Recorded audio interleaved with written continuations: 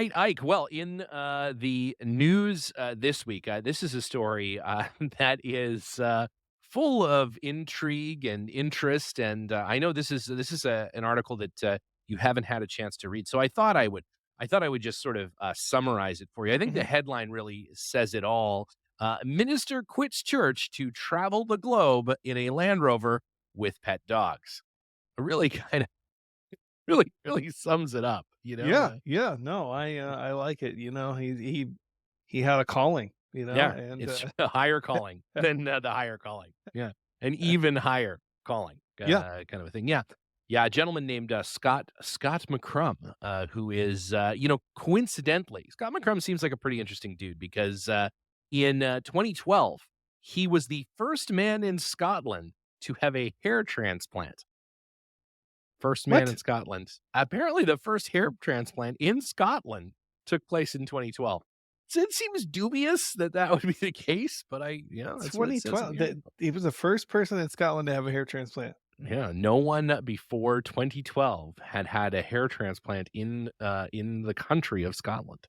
Wow, Yeah, those they're behind the time. When right? was We should get this guy on the show. I know. It feels that well, that isn't where it stops because he also in then later on, 2016, he auditioned for the X Factor, singing hymns, which is appropriate because he was ordained by the Church of Scotland in 2015 as a minister, This and guy's all over the board. yeah, I know. And up until and then he was a minister up until just recently, where he decided to embark on what will be. He's not doing this yet, but what will be a trip around the world in a military 110-inch Land Rover. It is a bulletproof version, which I think is important. You know? So, he's is he traveling to places where he's concerned he will be shot? I'm not sure. I don't know if it's like, well, I got this Land Rover, it happens to be bulletproof, Uh-huh. or I need to get a bulletproof Land Rover. That was not made clear in the article. I There was mean, no, there's 2 reasons not to have a bulletproof Land Rover on your mhm, trip. mhm. One is, it might encourage you to go places where you might be shot at, It's a good point, yeah, and, mhm. the second one is I can't imagine the fuel economy on an armored Land Rover Can you being good. imagine? So, like a military 110, it's No, gotta be I assume it's a 2.5-liter diesel, right, or something. I mean, I don't couldn't know, say. who knows, right? I don't really know how old it is. There's not a lot of great It's pictures. probably a 19J. Coincidentally, the article isn't really so much about the Land Rover, so much as it is about This this squirrely gentleman. fella. Yeah, who's an interesting dude. When you look at him, you can kinda tell that he's had a hair transplant. I think if you know that. If you didn't know that, though, if the article didn't call it out, I think you'd be like, "Yeah, this is whatever, he's a It's a normal-looking guy with guy." some weird hair. Yeah, Um, right, exactly. I think that so I don't know that they had to call that out in the article, but they did. now They what chose did to. he quit the church or was he removed from the No church? way to tell, it doesn't say. It says he's no longer with the church, he's decided now, again, to pursue an even higher calling, and Was he defrocked? he may there may have been frocking and defrocking involved, I It's don't not a know, it word I get doesn't to use yeah. often enough. Yeah, it is. It's true. I think that's, another in the same is, degloved, degloving. Ooh, that Oh, that that's an brings to awful. that oof, that's Oof. awful. Yeah, it is awful. Yeah, you don't wanna ever be Don't Google degloved. that. So no, no, no, no, no, no, no. Yeah, so I think the interesting thing is, no, not only is Scott the, first hair transplant, recipient in Scotland. I feel like we need a listener, fact check on that, but, any of our Scottish listeners, if you know that to be different, please let us know. Because to me, that seems a little late, but whatever. And not only does he own a military Land Rover that he plans on driving, in a bulletproof fashion around, the globe, he is planning on doing that, with his not just dog, but with his dogs. He has, Dogs. 2 border collies, which I understand to be pretty large animals, and then They're medium sized. and then To a be honest, they're medium they're sized. medium, they're a medium, and then a mini. Is it a Dasset Hound? The little they're like the little wienery dog kinda guys? A dachshund? Is A that what you're trying to Dachshund? say? I don't Your know. your unfamiliarity with dogs is I don't funny I don't right know I now. don't know what they are. Anyways, one of You know those. what a wiener dog is. I It's a do know what a dachshund. wiener dog is, which It's a that's dachshund. a dachshund? Yeah, okay, Yeah. then one of those. So 3 dogs, 2 of medium size, 1 of mini size, in a bulletproof Land Rover traveling around the world. I mean, that is a feat for sure. No question about it. Did he volunteer the information about the hair transplant? Was he like, "I'm the first hair I don't transplant Scott?" know, right? Like, I don't How would they know? understand. How What would do they you know? Yeah, how would they I mean, do you advertise? I mean, maybe you do, right? I mean, maybe that's something you're very proud of it, you know? I mean, you were the first, hair trans maybe it's part of the deal in being the first maybe he got it for free. And so he's decided Practice it's on it. part of the deal. It's part of the deal. Anytime it's talked about, then, he has to, disclose that I was in fact the first hair transplant. Anyways, so you can actually find out about his, travels. Don't just, Google Scott McCrum. There's a million of them. His YouTube channel is Rev Scott McCrum, as in the Reverend, I believe, or maybe engine revving, but I think probably the Reverend thing. I mean, let's be Okay, honest, so you know? maybe he's still doing church stuff. He has one video up, and that video, went up, 3 months ago, but it does happen inside of the Land Rover, so you do get a little bit of a sort of sense of the space, and he Is sort he of left talks yet? about Is he on the road? I don't there's nothing else on his YouTube channel. There is, 55 subscribers, and there's just a few little things on, Well, we'll keep tabs on how Scott gets I along. don't know. There's It some kind of reminds me of another round the world trip Land Rover. It was a Dormobile, and it said on the side it was painted like this person was traveling through the Middle East. It said "Praise Allah, don't shoot" on the side of it. Yeah, I think this is a similar situation. There's a lot of Church of Scotland, sort of reformism going on this channel. So, hey, sample at your own risk. But we wish the the Reverend well in all of his endeavors, Yeah, and hopefully, in fact, he doesn't have to. He doesn't need to put the "don't shoot" on the side. It's fine. You can shoot at him. It's no big deal. It's not it's going to do him. bulletproof Land It's a Rover. bulletproof Yeah, Land Rover. He's gonna be fine.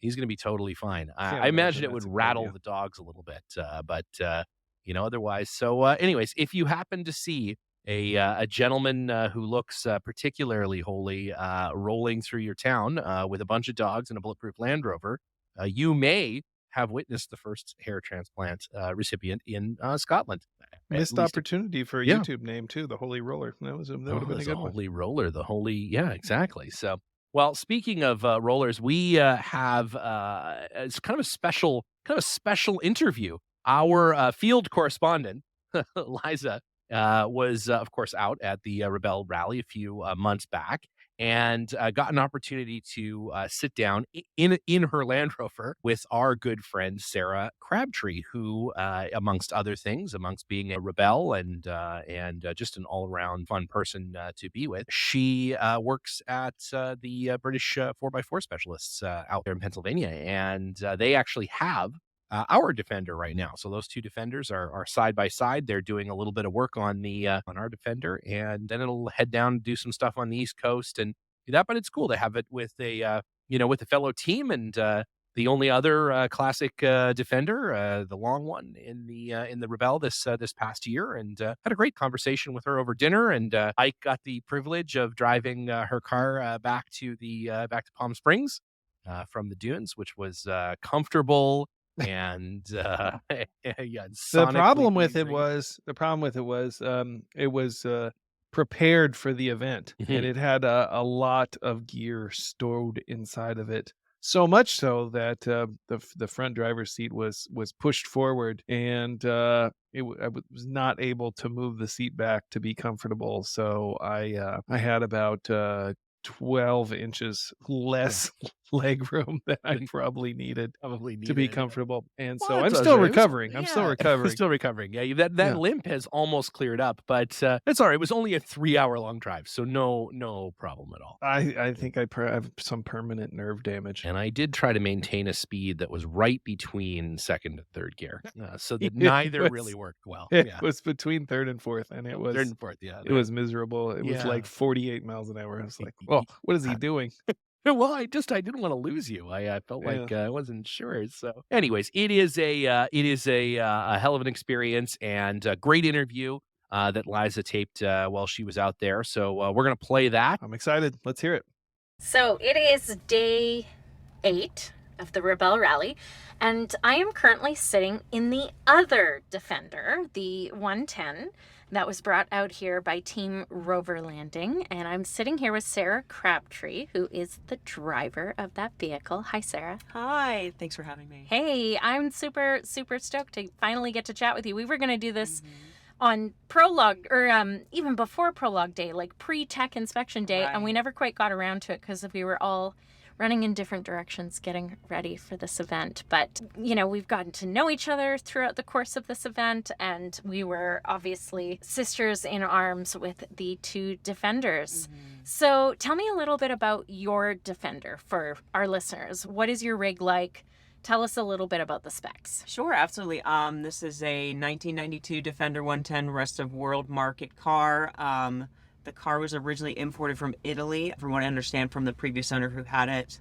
I bought it in 2017, and it was quite the basket case. So, I was able to take it to a local shop that I now work at called British 4x4 Specialist in Hershey, Pennsylvania. So that's my home shop. And my boyfriend Trevor Griffiths runs that. And so prior to me working there, I was originally just a customer for the shop. And so when I first got the car, pretty much everything that was needed to be done for maintenance was very much overdue. Bushings, bearings, shocks, springs, filters, anything rubber, basically everything needed to be replaced. We even replaced the transmission because it lost second gear.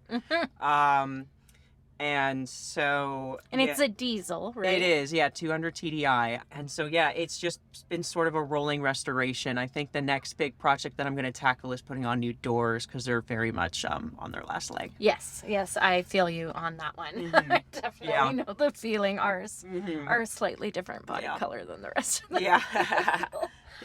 We always ask this of our guests. What was it that attracted you to the green oval? What was it that made you a Land Rover lover? Yeah, so in high school, my good friend Michael was restoring a Series 3 in high school. Like, he was just a 16-year-old kid who had some spare cash, and he bought a Series 3 Land Rover that he completely restored himself. And I remember hanging out with him a couple nights when we were in high school and watching him put this thing together and him explaining to me, like, his love of this car and how excited he was to finally drive it and get it back on the road. And I was like, oh yeah, I gotta get me one of these. These are pretty cool. So, and then we also around that same time watched an episode of Top Gear. This was the very first Top Gear UK episode I've ever seen, where they went to, I believe it was Bolivia, and Jeremy Clarkson was driving a Range Rover. And I thought to myself, okay, yeah, this is where it's at. Land Rover is definitely, like, you know, I loved the heritage that was that just oozes out of every Land Rover story that you hear or see about. Absolutely. So, yeah. Absolutely. Do you think that folks that own new Land Rovers, Range Rovers, Discoveries, the new Defender, do you think that there is a disconnect between new Land Rover owners and that heritage? I'd say for owners, perhaps, unfortunately, but I think corporate is still I think corporate is doing their best to sort of recognize that and then turn back to where their roots came from with the Land Rover Trophy and the Trek challenges that our good friends have been participating in. So I would agree that perhaps owners sort of view these as a status symbol rather than as a very usable tool. But I think corporate's doing a good job of trying to turn that around. That's fair. Yeah. That's fair. So talk to me about the Rebelle Rally. How did you hear about it, and what made you decide that this was something you wanted to undertake? Yeah, absolutely. So being in classic Land Rover, I, of course, read Rovers magazine. And our good friend Jeff Aronson. Yep, Jeff Aronson. How you doing? As he always says. I read his article about it where he went out, I believe it was 2 years ago. And I've read all about this article in the LR4 that competed. And I think there was a D2 that year as well that competed. And I was like, yes, yes, yes, and yes. I had already owned my Defender at this point. And I was like, I got to get myself out there. So I actually tried to register for last year's Rebelle, but I didn't raise enough money in time. So here I am at this year's event. Awesome. thankfully with you. And you had a partner change not that long ago, just a few months ago. Talk to me Yeah. about that. What kind of extra pressure did that put on you Yes. going into this event? Yeah, so I originally was signed up with my good Rover friend Alain Renault. She was based out of Maryland, and we were a part of the same Land Rover club in Pennsylvania. She unfortunately had to drop in June due to a bit of a family emergency, and so then I called up my other good Land Rover friend who's based out of Maryland. Her name's Regina Recifo, and I explained to her the situation. We both knew Alain personally, and I told her about what was going on and how unfortunately she couldn't compete anymore. And Regina was like, "Yeah, okay, let me get a couple things together and see if I could get back to you." And then the next day she got back to me and was just like, "Okay, yeah, let's do this." So Awesome. yeah, Regina has been amazing. Like, considering that she's had 3.5 months of training, she kicked ass, if I can say that. Oh, she totally kicked ass. The look on her face from day 1 to day 8 was tremendously different. She was definitely very scared going into the first day, but by the end, Oh, she weren't was. we all? You guys were killing it out there in the dunes yesterday. We crossed paths with you several times, and you guys looked like you were having a great time. Yeah.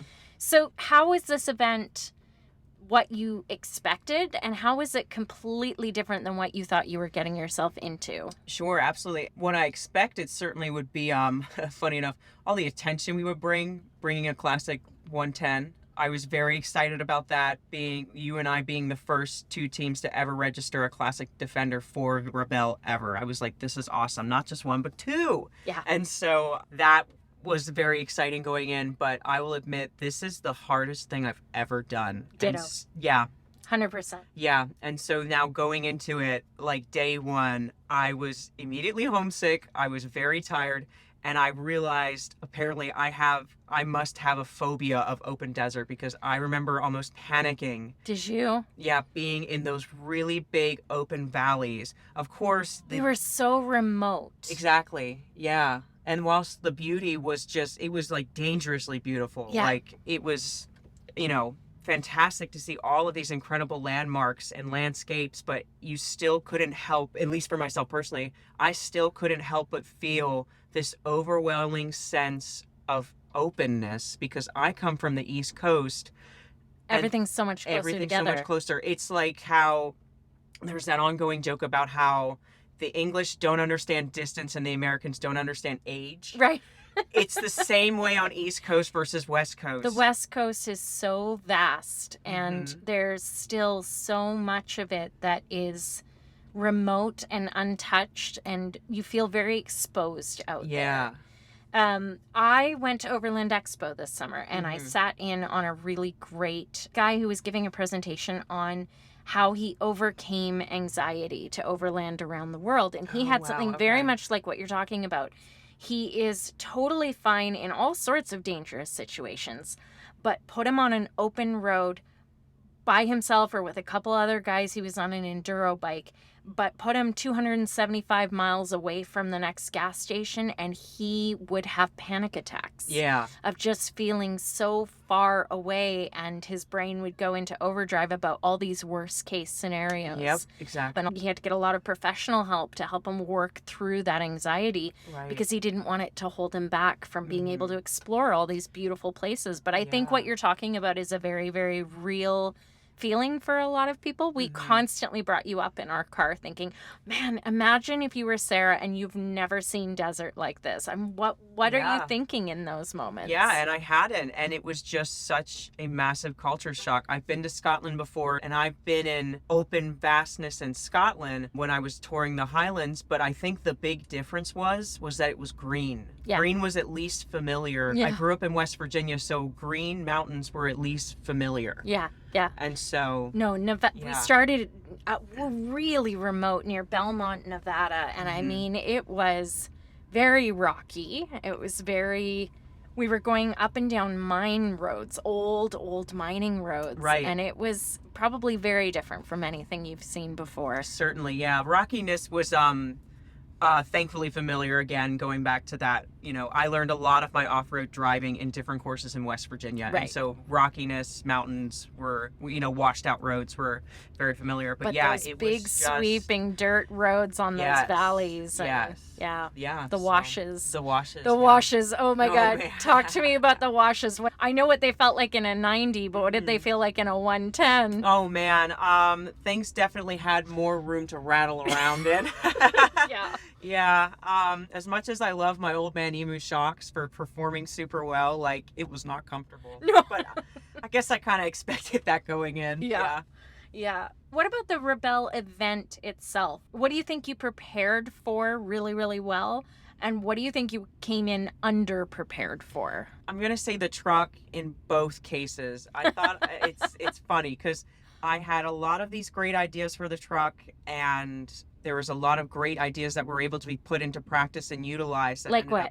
So we don't have air conditioning in the car. Right. And so Trevor and I, we hooked up these 12-volt fans that are connected, that are actually zip tied to a dog guard They're that we amazing. have to then circulate air that I just have hooked up to a switch on my dash here, and that sort of circulated the air.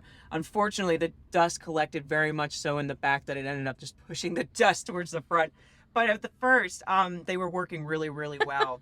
How'd you do in the dunes yesterday? It was like 100 degrees in Glamis yesterday. It was really rough. Yeah. We couldn't use the fans because it would just pushed All of the sand forward. back forward. And so we just had to run around with our windows open. But Yeah. I mean, I put this Dynamat all over the inside of the roof to help absorb some of that heat. My roof is black.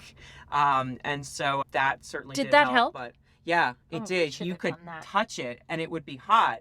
But It wasn't when- radiating into no, you. when you pulled your hand away from it, you didn't feel it. Oh, Yeah, interesting. so Dynamat definitely came in handy. Oh, we could have used some of that. Yeah. It was so hot yesterday. Yeah. Were you worried about overheating? No, not well. Well, you're a diesel. So. Yeah, I am a diesel, so I had that on my side, but it is a brand new motor, and this is where the underprepared aspect came into place. I wish I would have put more time sooner into doing these bigger projects on the car. Like I replaced the motor like 2 weeks prior to shipping Oh the my truck God. out, and that some The of that thought was of on, that stresses me out. Yeah, some of that was poor planning on my part, and other parts of it was parts deciding to fail as soon as I took them off the old Right. motor and wanted to bolt them onto the new motor.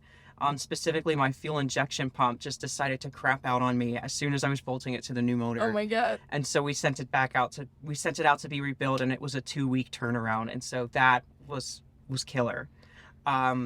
We always talk about, as soon as you go to fix one thing, it leads to this cascading effect of like, you take this part out and, oh, look, this is cracked. And Yeah. you take that out and, oh, crap, this is broken. And you Mhm. take that out and this seal is gone. And, Yeah. oh, these bushings need to be replaced. And the next thing you know, your entire car has been taken apart. Yeah, that's my whole life story with working on these things, is that like a customer who normally buys a Defender, and it's they buy a Defender that most likely came from England or from the European market, and they're like, yeah, just give it a once over to make it safe and legal, and then we'll give them like like a $15,000 list of things that need to be replaced.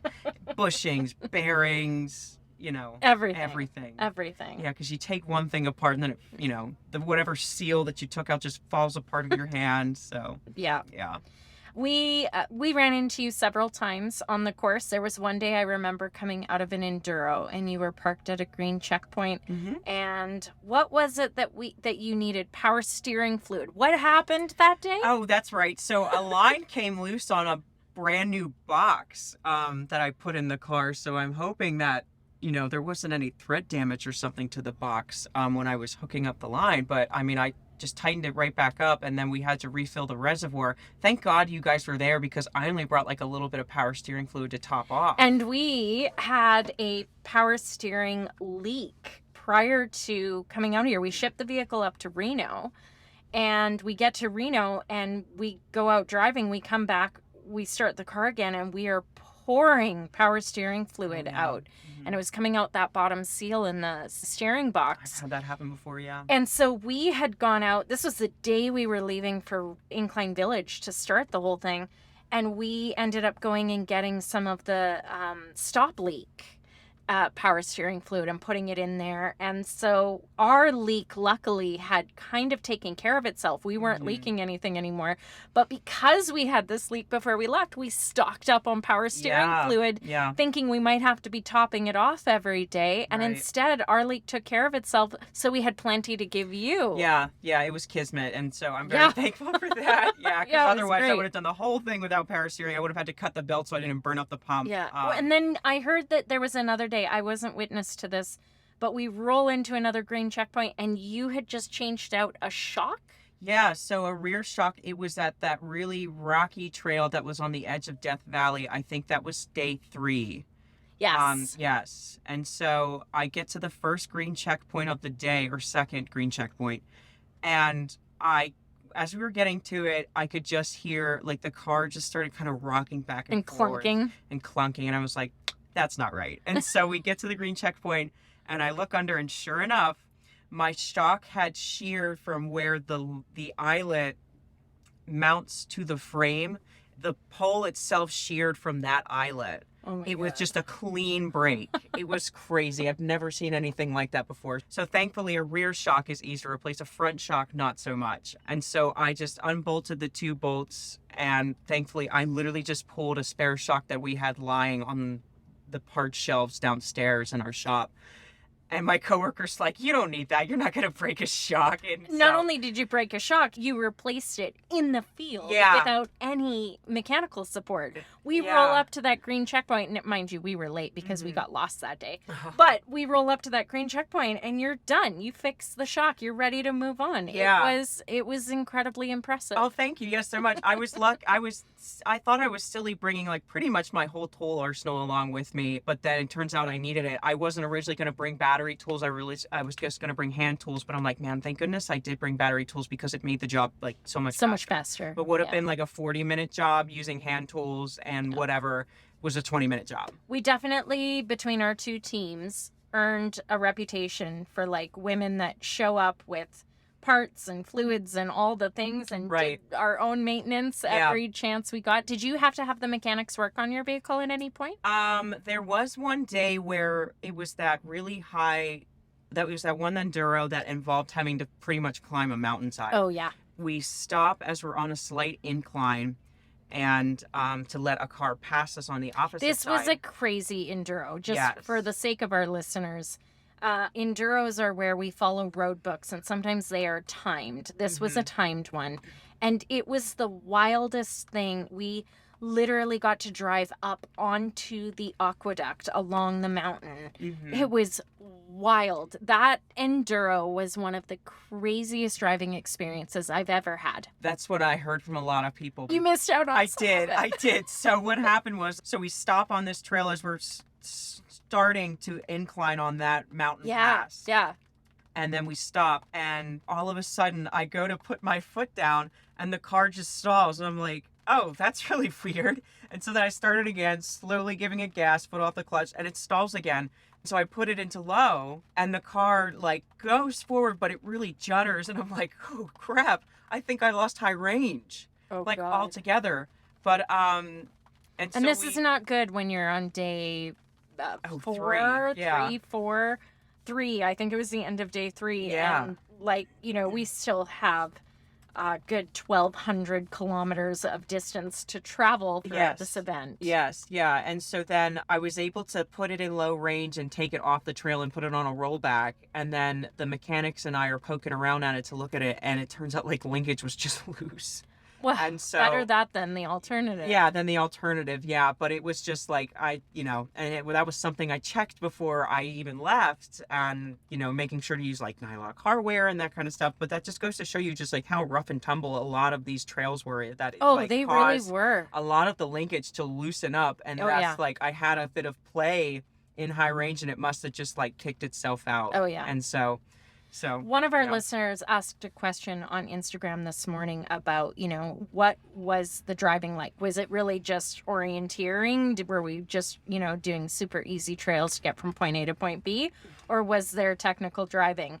And, for anybody who isn't familiar with the Rebelle, I can answer honestly and say, if you choose to keep it pretty simple, it isn't maybe as technical, but there's definitely still challenge to it. Even the Agreed. easy paths, even going from green to green, has some technical driving and some challenge to it. Right. And then if you choose the alternative routes, if you choose the X routes, I mean, Jenna and I certainly found ourselves on mountain passes that were super technical. Yeah. And yeah, these cars got a workout. They did. They really did. Yeah, I remember that we had a hill climb on one of the X routes that I seriously thought I was going to bog out on because it was just so...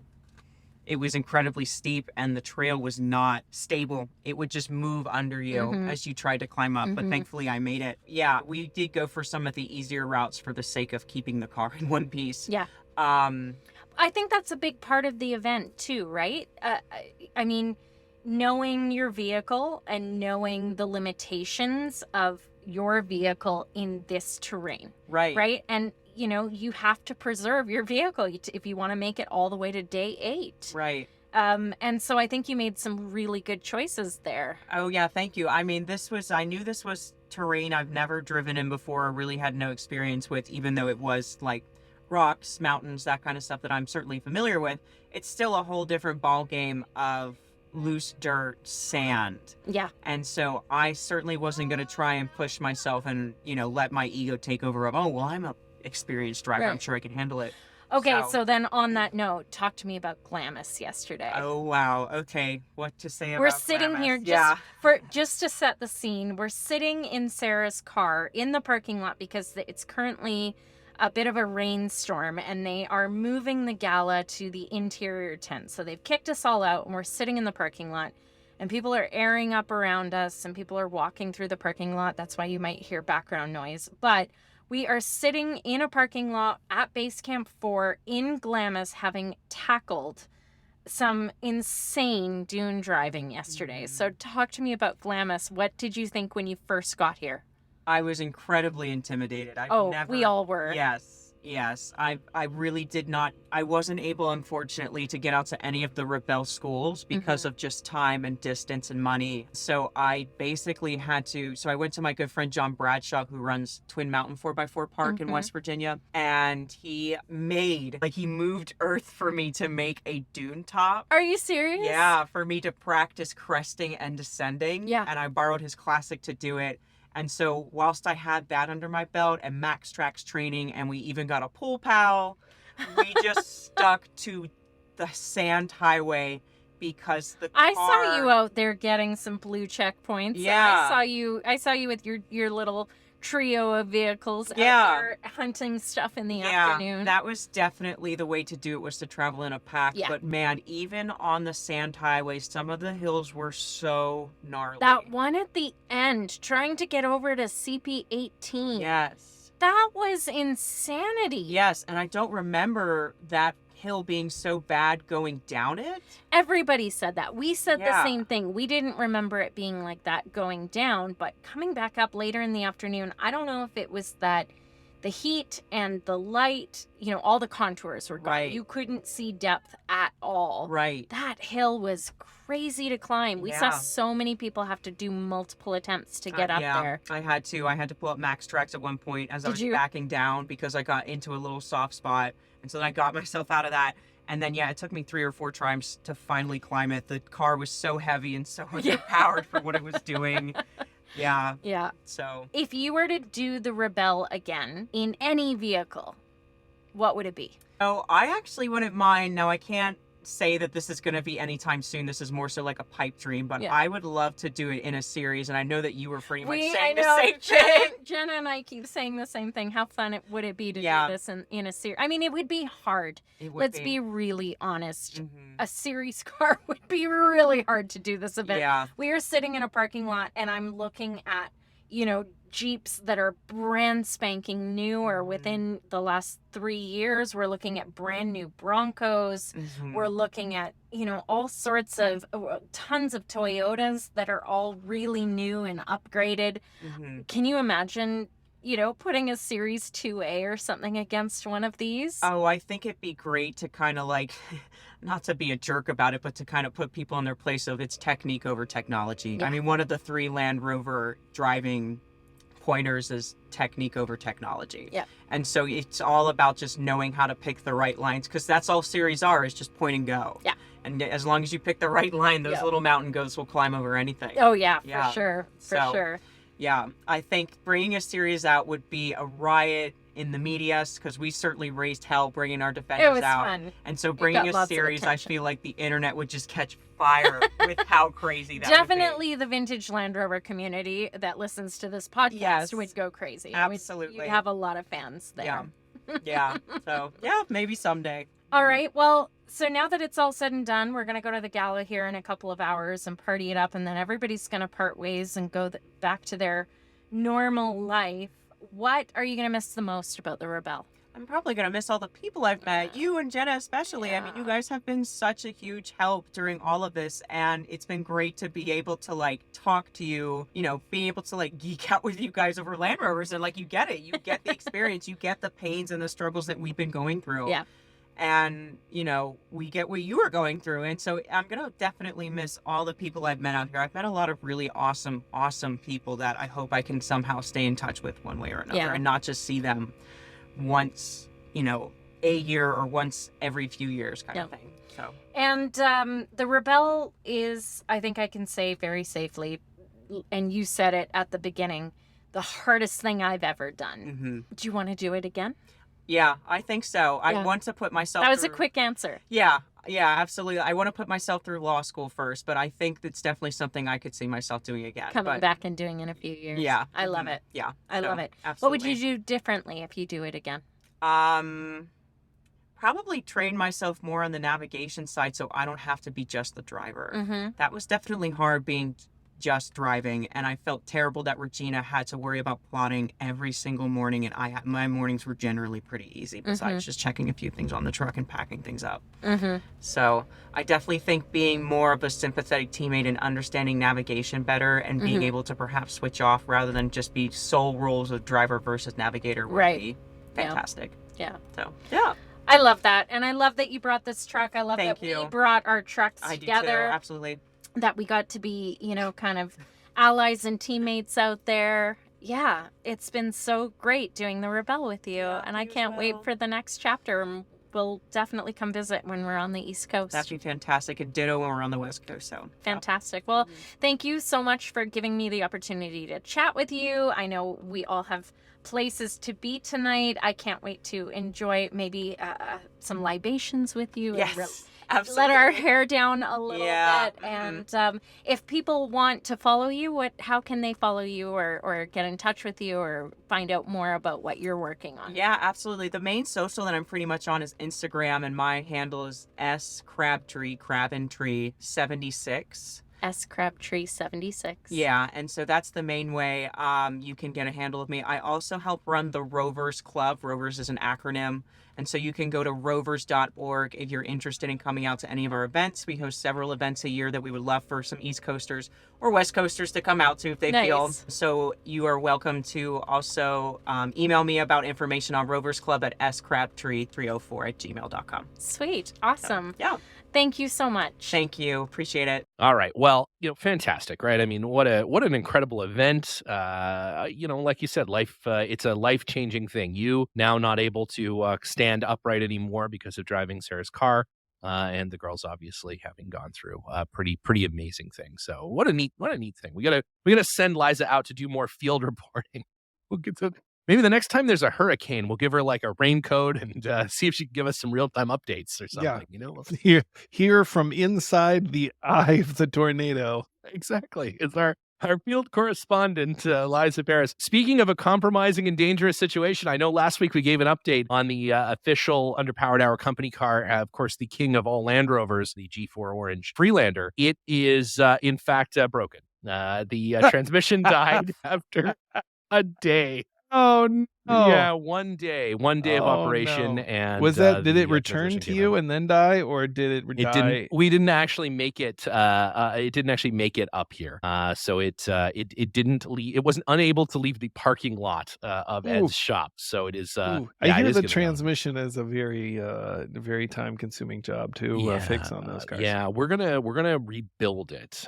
Is the plan? Do you do Because that in the car? every every used transmission apparently is broken, and there are not really new transmissions. So the rebuild is the plan. Are parts available for that? Uh, I believe so. It is apparently a fairly generic transmission of the era.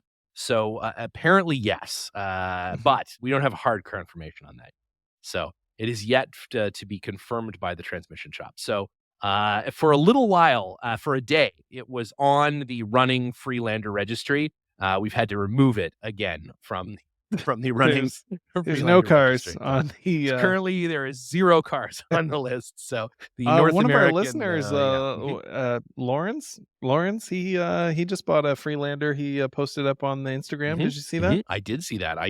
I'm Hand thrilled. of the Landy, I think, is on Instagram. I think we have really started something here with ironic Freelander ownership. I think it's we're starting a trend of terrible cars.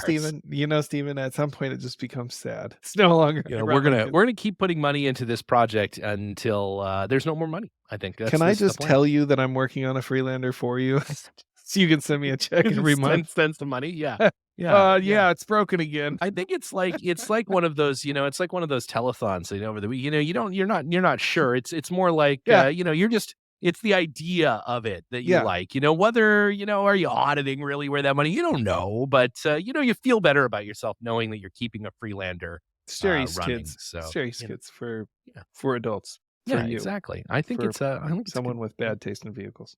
Anyways, it is, in my endeavor to keep the undisputed king of Land Rovers running. It's a labor of love. Like, it's not. If it made sense, everybody would do it. It's the heart wants what the heart wants. So I'm just saying. It's like that person that adopts the 14-year-old Great Dane from Humane Society. Yep.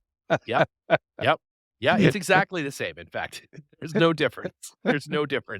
All the same things are happening that would happen. I just spent $6,000 at the vet, and still a 14-year-old Great Dane. Still a 14-year-old Great Dane. Yeah, exactly. That's exactly right. So, well, it's one of those things. I think the community loves it. Everybody who has seen it parked outside of a repair shop.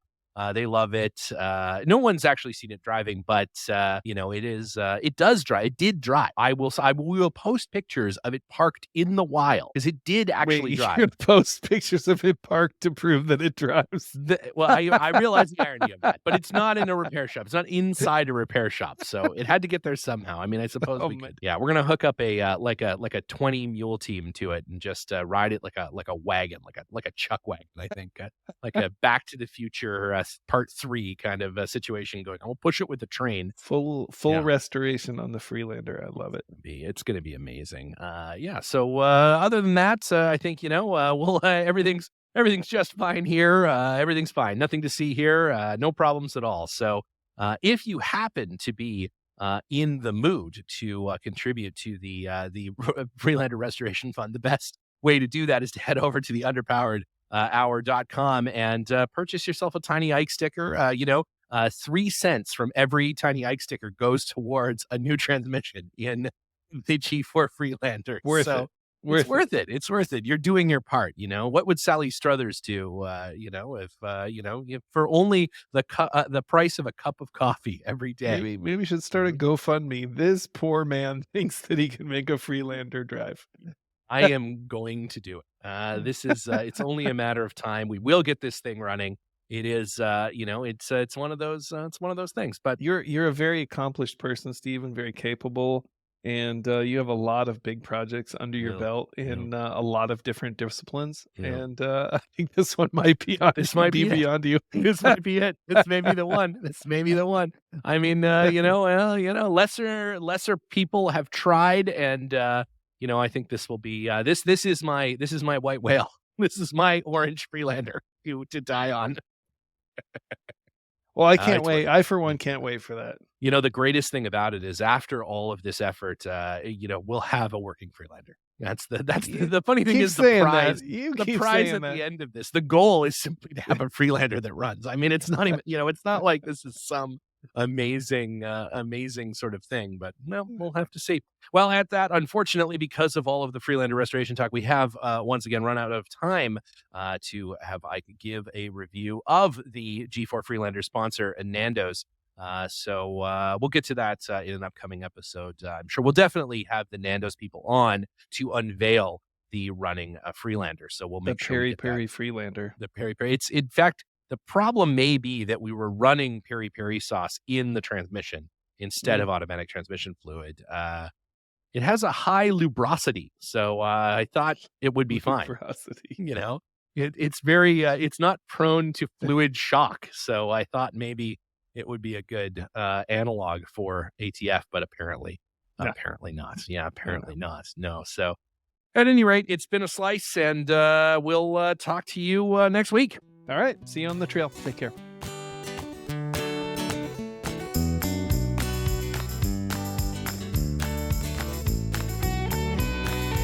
The Underpowered Hour is produced by Liza Barris, Ike Goss, and me, Steve Barris. Pavel Svardov composed and performed our theme music. Consider supporting the show on Patreon, and if you already do, thank you. Your support makes the show possible. For even more, check out our Instagram or Facebook.